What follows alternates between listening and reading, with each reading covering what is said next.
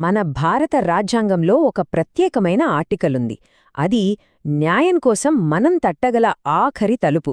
అన్ని దార్లు మూసుకుపోయాయి అనుకున్నప్పుడు ఒక ఆశ చూపే ఆయుధం. అదే ఆర్టికల్ 136.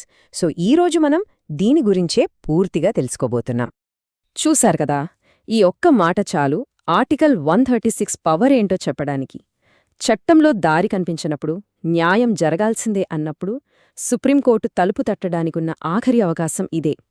అసలిదెందుకంత స్పెషలో చూద్దాం పదండి.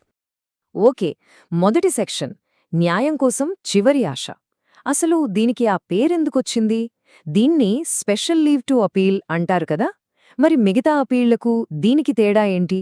దీన్ని అందరూ వాడుకలో చివరి ఆశ అని పిలుస్తారు. కాని అధికారికంగా దీని పేరు స్పెషల్ లీవ్ టు అపీల్, షార్ట్గా ఎస్ఎల్పి. అంటే ఏంటి? సింపుల్గా చెప్పాలంటే, దయచేసి మా అపీల్ వినండి అని సుప్రీంకోర్టును స్పెషల్ పర్మిషన్ అడగడం అనుమాట. సరే, ఇప్పుడు అసలు విషయంలోకి వెళ్దాం. ఆర్టికల్ 136 అంటే ఏంటి?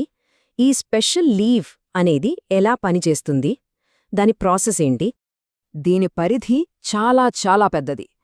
మన దేశంలో ఏ కోర్టైనా సరే, ఏ ట్రిబ్యునల్ అయినా సరే, వాళ్లు ఇచ్చిన తీర్పు మీద మనం సుప్రీంకోర్టుకి వెళ్ళొచ్చు. కానీ ఇక్కడే అసలైన ట్విస్ట్ ఉంది. ఇది చాలా చాలా ఇంపార్టెంట్ పాయింట్. బాగా గుర్తుపెట్టుకోండి. ఈ ఎస్ఎల్పి అనేది మన హక్కు కాదు. నా కేస్ వినండి అని మనం డిమాండ్ చేయలేం.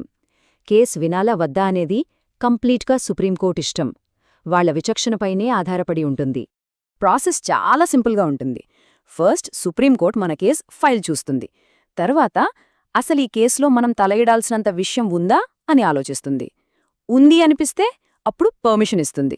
దాన్ని లీవ్ గ్రాంటెడ్ అంటారు. ఒకవేళ ఏం లేదు అనిపిస్తే సింపుల్గా పిటిషన్ను పక్కన పెట్టేస్తుంది. ఎందుకు రిజెక్ట్ చేశారో కారణం కూడా చెప్పాల్సిన అవసరం లేదు. సో చురుకత్తులో ఆర్టికల్ 136 అంటే 1. సుప్రీంకోర్టు ఏ తీర్పునైనా రివ్యూ చేయగలదు. 2. ఈ పవర్ పూర్తిగా తన విచక్షణకే వదిలేశారు. 3. దేశంలోని ఏ కోర్టు, ఏ ట్రిబ్యునల్ అయినా దీని కిందకొస్తుంది. కానీ ఒక్కటే ఎక్సెప్షన్.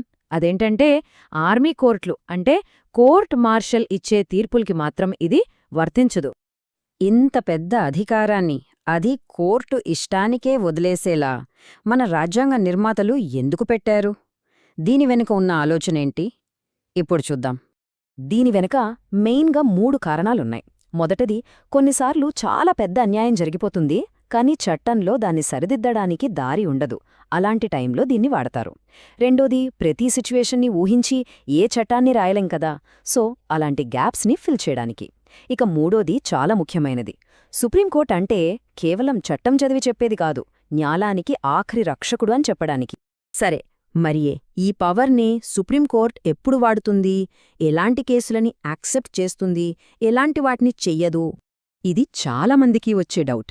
హైకోర్టులో కేసు ఓడిపోయాం, వెంటనే ఆర్టికల్ 136 కింద సుప్రీంకోర్టుకి వెళ్ళిపోవచ్చా అంటే సమాధానం నో. సుప్రీంకోర్టు ఎస్ఎల్పిని యాక్సెప్ట్ చెయ్యాలంటే కేసులో చాలా పెద్ద అన్యాయం జరిగి ఉండాలి, లేదా సహజ న్యాయ సూత్రాలని పూర్తిగా పక్కన పెట్టేసి ఉండాలి, లేదా హైకోర్టు ఏదైనా పెద్ద తప్పు చేసి ఉండాలి. అంతేకాని చిన్న చిన్న తప్పులకో, లేదంటే నాకు తీర్పు నచ్చలేదు అనే కారణంతో వెళ్తే మాత్రం ఆ కేసును దాదాపుగా ముందే రిజెక్ట్ చేసేస్తారు. ఇప్పుడు చూడండి, వేరే అప్పీళ్లకు ఆర్టికల్ 136కి ఉన్న తేడా ఏంటో ఈ టేబుల్ చూస్తే క్లియర్గా అర్థమవుతుంది. ఆర్టికల్స్ 132, 133, 144 కింద అప్పీల్కి వెళ్లడం అనేది కొన్ని కండిషన్స్ మీద మన హక్కు. కోర్టు తప్పకుండా వినాలి. కాని 136 అలా కాదు. అది హక్కు కాదు, పూర్తిగా కోర్టు దయా, వాళ్ల విచక్షణ. ఈ తేడానే అన్నీ. సో మనం గుర్తుపెట్టుకోవాల్సిన విషయం ఒక్కటే, ఆర్టికల్ 136 అనేది రెగ్యులర్ ప్రాసెస్ కాదు. ఇదొక ఎక్సెప్షన్, ఒక మినహాయింపు, ప్రతి కేసుకు వాడేది కాదు. ఇక ఫైనల్గా దీన్ని మనమొక హక్కుగా చూడకూడదు. న్యాయాన్ని కాపాడటానికి ఉన్న చివరి అస్త్రంగా, ఒక ఆయుధంగా చూడాలి. మళ్ళీ ఆ మాట గుర్తు చేసుకుందాం. ఆర్టికల్ 136 అనేది మన హక్కు కాదు. కాని ఎక్కడైనా, ఎప్పుడైనా న్యాయం చచ్చిపోతుంటే దాన్ని తిరిగి బ్రతికించడానికి సుప్రీంకోర్టు వాడే చివరి, అంతిమ ఆయుధం.